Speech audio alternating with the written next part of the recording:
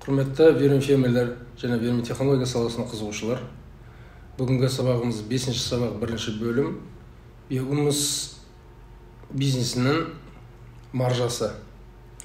Яғни бұл жерде шылаушан шаруашылығында вермитехнология саласында ең табыс көзі ол шылаушандар арқылы биогумус өндіреміз, вермикомпост өндіреміз. Сол вермикомпостты сатуда дәрежесі қандай? Мәселен, бұның басты шикізаты көң болып есептеледі және сабан болып есептеледі. Енді әртүрлі органикалар бар, органикалық қалдықтар бар. Енді жалпы біз сабаннан және көңнен қазір сіздерге табыстың маржасының қаншалықты болатындығын есептеп беретін болсақ, біз көңді алған кезде бір камазын, яғни ол 12 кубтық камаз болады, 15 кубтық камаз болады, 10 кубтық камаз болады, 15 кубтық камаз болады. Мәселен, солардың бағалары біз кубын 1000 теңгеден сондай есеппен сатып аламыз. Яғни сіздер кептірілген көн алсаңыздар, бұл жерде ұтымды болады. Өйткені мынау көн ол азоттық шикізат болып есептеледі. Азоттық материал болып есептеледі. Азоттық материал ол аспанға жартысы ұшып кетеді де, сол кішірейіп, көлемі азайып қалады. Сол себепті сіздер егер көп кептірілген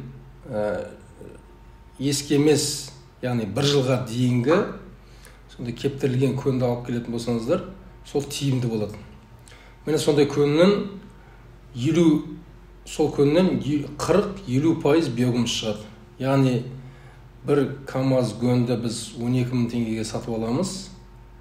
Содан шылаушандар бізге 4 куб биогумус өндіріп береді.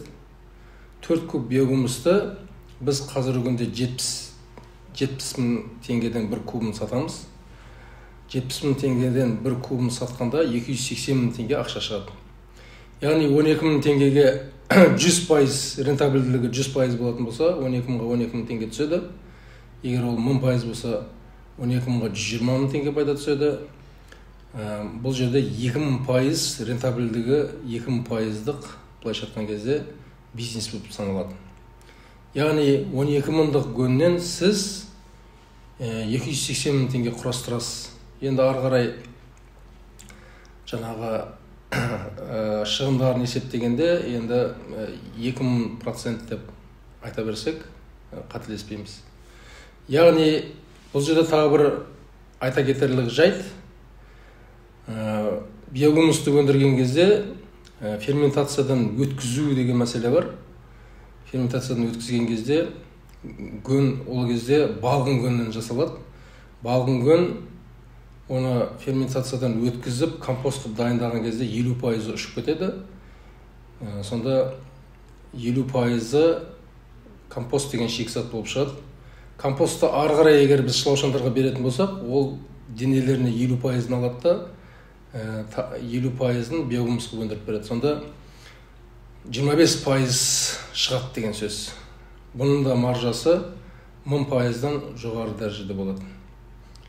Енді сабан деген сабанмен есептейтін болсақ, сабан ол көміртек материал болып есептеледі. Көміртек материалы денесіндегі суы қашып кеткен дәрежеде болады да, ол көлем жағынан азаймайды.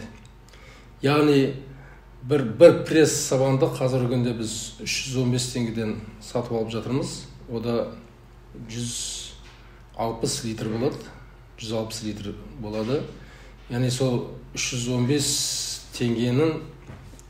теңгелік пресс сабан 160 литр болғанда, содан 80 литрін олар биогумус қылып шығарып береді. Яғни бұл жерде 80 литрді 70 теңгеге 5600 теңге болады. Яғни 315 теңгені 5600 теңгеге айналдыру деген сөз. Ол да сол 2000%-ға жуық рентабельдікті білдіреді.